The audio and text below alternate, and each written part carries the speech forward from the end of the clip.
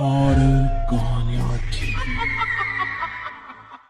अगली मौत किसकी?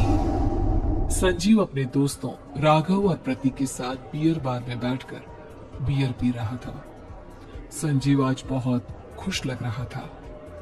अरे यार, आज की पार्टी में तो मजा आ गया। तुम दोनों दोस्तों के साथ तो मेरी जिंदगी इतनी अच्छी है कि क्या बताऊं कितनी अच्छी है। अरे भाई, अब दोस्ती की है तो जीना मरना सब साथ में। हाँ, अरे अरे यार सुनो, जल्दी से एक बियर और ऑर्डर करते हैं ना, एक आखिरी, और उसके बाद ये जश्न यही खत्म हो जाएगा। अरे हाँ हाँ, क्यों नहीं। वेटर, जल्दी से 2 बियर की बोतल लेकर आओ। आज मेरे दोस्तों को जश्न मनाना है, क्यों? इतने में वहां पर एक बहुत सुंदर लड़की छोटे छोटे कपड़े पहनकर हाथ में बियर की बोतल लेकर उसके पास आती है। ये लीजिए, आपने बियर ऑर्डर की थी ना, मैं लेकर आ गई। क्या बात है यार, इस बार की वेटर तो बड़ी सुंदर है। अब बियर लेकर आई हो तो अपने हाथों से ही पिला दो ना। हाँ हाँ, क्यों नहीं, जैसा आप बोलोगे मैं वैसा ही करूंगी। क्या बात है यार, अब तो लगता है रोज यही आना पड़ेगा। उसके बाद वो लड़की उन तीनों को बियर सर्व कर देती है। पार्टी करने के बाद वो तीनों अपने अपने घर जाते हैं। प्रतीक, संजीव और राघव को उनके घर छोड़कर जैसे ही अकेला अपनी कार में आकर बैठता है तो अचानक उसे एहसास होता है जैसे उसकी कार की पीछे वाली सीट पर कोई बैठा हुआ है। वो तुरंत पीछे मुड़कर देखता है। तुम यहाँ क्या कर रही हो? और तुम मेरी कार में कब आई? अरे तुम तो बाहर में वेटर थी ना। बस ऐसे ही मेरा दिल कर रहा था आपके साथ आपके घर चलने का, इसलिए मैं आपके साथ चली आई। अरे लेकिन तुम मेरी कार में आई कब? अबे कुछ देर पहले तो यहाँ पर मेरे दोस्त बैठे हुए थे। प्रतीक के इतना बोलते ही उस लड़के का चेहरा खतरनाक तरीके से बदल जाता है। उसकी आंखें पत्थर की तरह सफेद और पूरे शरीर पर नीली नीली नसें उभर आती है। गाड़ी चलाओ, पूरी स्पीड में चलाओ, और अगर तुमने गाड़ी रोकने की कोशिश भी की तो मुझसे बुरा कोई नहीं होगा। डर की वजह से प्रतीक के पसीने छूटने लगते हैं। उसका शरीर बुरी तरह से कांप रहा था। प्रतीक बिना कुछ सोचे समझे कार को फुल स्पीड से चलाना शुरू करता है। चलते चलते वो शहर से दूर एक पहाड़ी पर पहुंच जाता है और सामने अब सिर्फ पहाड़ी का किनारा दिख रहा है, जिसे देख प्रतीक घबराकर अचानक से कार को ब्रेक लगाता है। देखो देखो देखो देखो, मुझे छोड़ दो मुझे। अगर अगर अगर मैंने गाड़ी जरा सी भी आगे बढ़ाई तो हम दोनों नीचे गिरकर मर जाएंगे। ये तो तुम्हें पहले सोचना चाहिए था ना। अब कुछ नहीं हो सकता।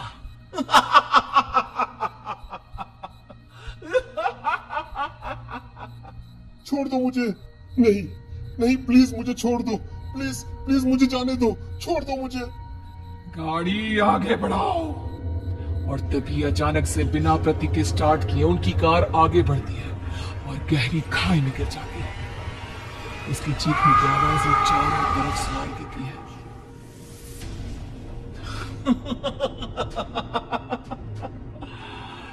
तुझे मारकर मेरे कलेजे में जल रही आग को थोड़ी शांति तो मिल गई, लेकिन अभी ये कहानी खत्म नहीं हुई। और फिर अगले दिन राघव और संजीव को पता चलता है कि प्रतीक की पहाड़ी से नीचे गिरकर मौत हो गई।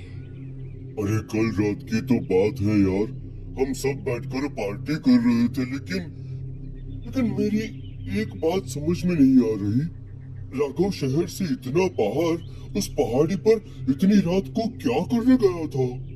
अरे यार, वही सोचकर तो मैं भी परेशान हूँ।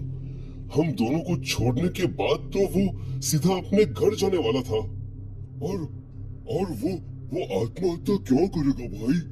कल रात तक वो कितना खुश था, हमारे साथ सेलिब्रेट कर रहा था। हाँ, लेकिन पुलिस ने तो यही कहा है कि प्रतीक ने अपनी कार को जानबूझकर पहाड़ी से नीचे गिरा दिया और आत्महत्या कर ली।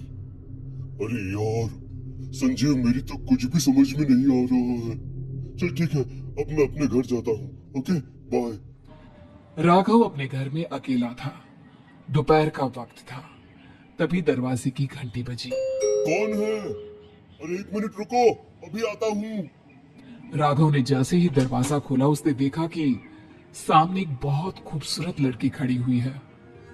कौन है आप और यहाँ किससे मिलने आई हैं?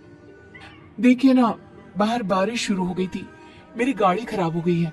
आपका घर नजर आया तो सोचा कुछ हेल्प ले लेती हूँ। क्यों नहीं, आइए ना, आइए आइए।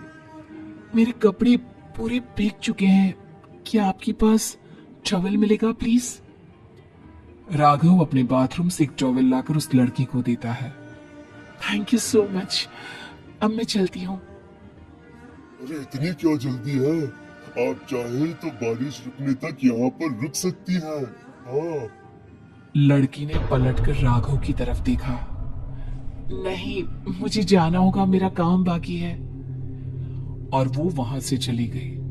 उस लड़की के जाने के बाद राघव अपने बाथरूम में नहाने के लिए गया और जैसे ही उसने बाथरूम में देखा तो उसका टॉवल वहीं पर लटका हुआ था। उसने टॉवल हाथ में लिया तो देखा कि उसका पूरा टॉवल खून के धब्बों से सना हुआ है। अरे अरे ये क्या? ये टॉवेल तो मैंने उस लड़की को दे दिया था। ये वापस मेरे बाथरूम में कैसे आ गया? और इस पर ये खून के धब्बे कहां से आ गए? राघव ने आईने में देखा तो उसकी गर्दन पर एक बड़ा सा चाकू का कट लगा हुआ था जिससे खून बह रहा था, जिसे देख राघव के होश उड़ गए। हाँ, अरे ये क्या? मेरी गर्दन इतनी ज्यादा कटी हुई है और मुझे दर्द भी नहीं हो रहा है। ये क्या हो रहा है मेरे साथ? राघव घबराकर बाथरूम से बाहर आया और अपना मोबाइल उठाकर उसने संजीव को फोन लगाया। संजीव जल्दी से मेरे पास आ जाओ। मुझे लगता है कुछ बहुत बड़ी गड़बड़ है, जल्दी आ जाओ। उधर से आवाज आई, लेकिन वो आवाज संजीव की नहीं बल्कि एक लड़की की थी। कुछ अजीब नहीं हुआ है, बस तुम्हारी मौत तुमसे मिलने आई थी और तुम्हें मारकर चली गई। अब तुम इस दुनिया का हिस्सा नहीं हो राघव, इसलिए तुम्हें अपनी गर्दन के कटने का दर्द भी महसूस नहीं हो रहा। नहीं, ऐसा नहीं हो सकता, ऐसा नहीं हो सकता। कौन हो तुम? तुम्हारी मौत। अब संजीव के पास खबर पहुंचती है कि राघव ने अपने ही घर में चाकू से गर्दन काटकर आत्महत्या कर ली। ये सुनने के बाद संजीव के होश उड़ गए। वो पसीने से तरबतर हो गया और एक अनजाना डर अब उसके दिल को सताने लगा। संजीव के साथ ही उसका एक छोटा भाई राजीव भी रहा करता था। अपने भाई को इस तरह परेशान देखकर राजीव उसके पास आया। अरे भैया, क्या हुआ भैया? आप इतने घबराए हुए क्यों लग रहे हैं? प्रतीक और राघव की मौत, मेरा मतलब मेरी कुछ समझ में नहीं आ रहा भाई। अचानक से मेरे दोनों दोस्तों ने आत्महत्या क्यों कर ली? अरे वो तो मेरी भी समझ में नहीं आ रहा है भैया। हाँ, हो सकता है कि कोई परेशानी होगी और इसीलिए उन्होंने ऐसा किया होगा। हाँ, लेकिन दोनों की जिंदगी में एक साथ परेशानी और दोनों का इतनी खतरनाक तरीके से आत्महत्या करना, कहीं ऐसा तो नहीं मैं भी मर जाऊंगा? अरे आप ऐसी बातें क्यों कर रहे हैं भैया? वैसे ही मैं इतना परेशान हूँ। जब से अंजलि ने मेरा साथ छोड़ा है तब से सब कुछ बहुत अजीब सा हो गया है। रोज रात को डरावने सपने आते हैं। ऐसा लगता है जैसे अंजलि बार बार मेरे सपनों में आकर मुझे डराने की कोशिश करती है। अंजलि का नाम सुनते ही संजीव की आंखें फट गई और उसके गले में आवाज अटक गई।